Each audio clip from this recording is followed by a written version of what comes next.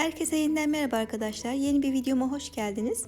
Bugün sizlerle İnegöl köftesinin tarifini paylaşmak istiyorum. Buyurun yapımına geçelim. Ben 500 gram kıyma kullandım. 500 gram kıymaya 1 silme çay kaşığı karbonat ekledim. Yanıma yarım çay bardağı su aldım. Yedire yedire ara ara ekleyerek kıymamı iyice yoğurdum.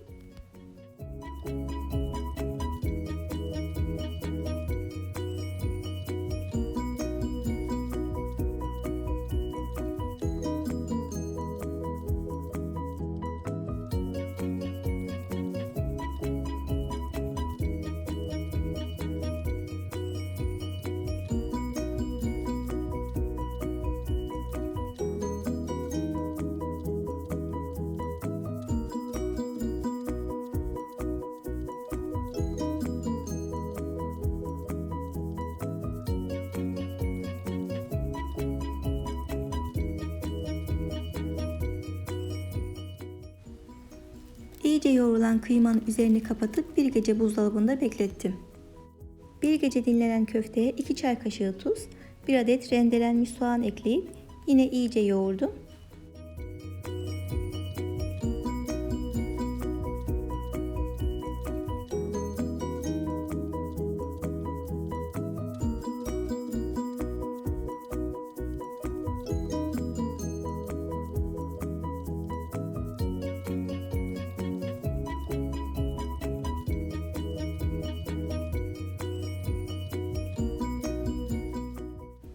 Şimdi ise şekil vermeye geçebiliriz. Ben böyle uzun şekiller vermeyi tercih ettim.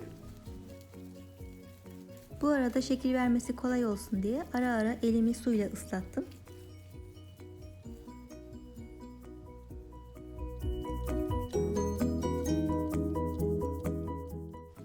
Hazır olan köfteleri çok az sıvı yağ eklediğim tavada iyice pişirdim.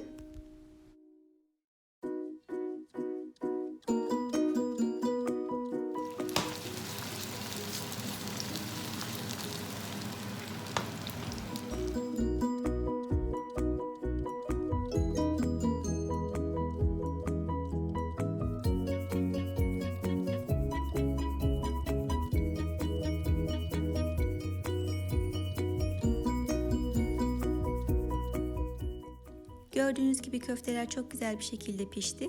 Artık servise hazır. Yapıp deneyen herkese şimdiden afiyet olsun. Videomu izlediğiniz için çok teşekkür ederim. Kanalıma abone olup yorum yaparsanız çok sevinirim. Diğer videolarda görüşmek üzere.